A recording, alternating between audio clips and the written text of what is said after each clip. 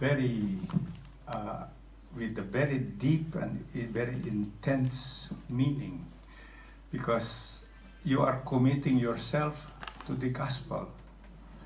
Just exactly the way how Saint Francis himself, he wasn't a priest, Saint Francis himself lived the gospel. He didn't just follow, he lived the gospel almost literally, even during his time already.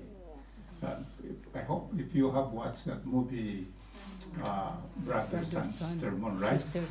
And see how he really literally followed the words of Jesus. He really became poor, so that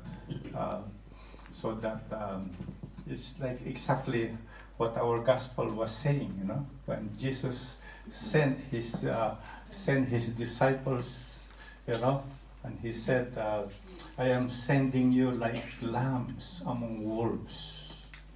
Carry no money bag, no sack, no sandals, and greet no one along the way." And then, in whatever house you enter, there is the first sentence of this gospel actually bears everything that you are committing yourself to, on which Saint Francis himself committed himself to. What does the first sentence say? Jesus appointed 72 other disciples whom he sent. Okay, 3 points. He sent ahead of him, forth in here, before Jesus, before wherever Jesus would go. He sent them ahead of him. Second point, he sent them in pairs. Third point is that he sent them to every town and place. In alle Dorfen und Ortschaften. Yeah.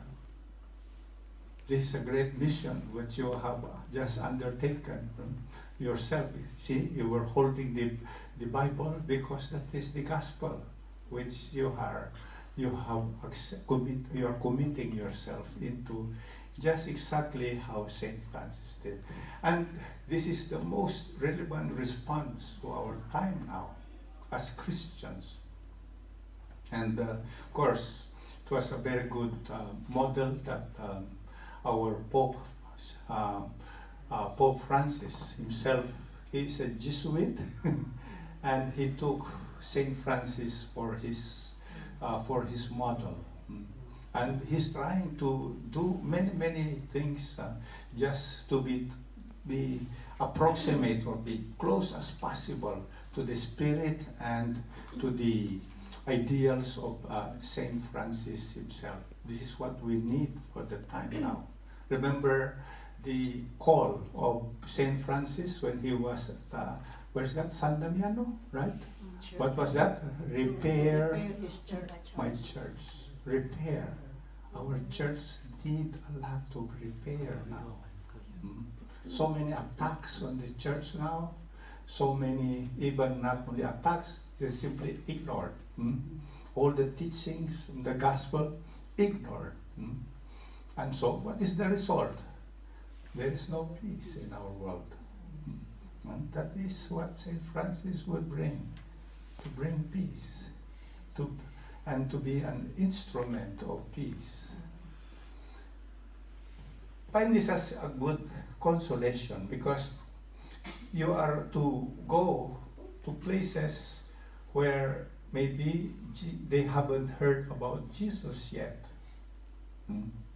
They haven't heard of the good news, gospel yet.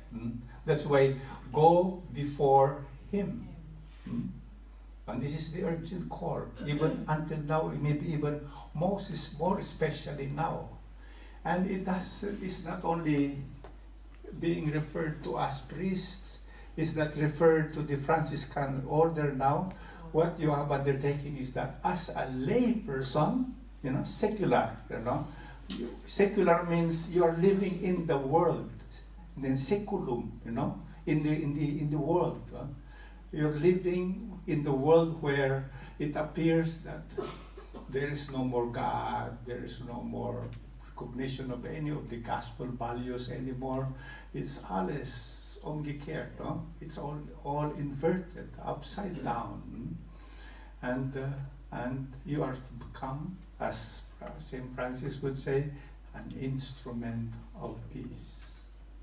The problem is that sometimes we do not only become instrument of peace, but become instrument of hatred and division, spaltung, and all kinds of strife.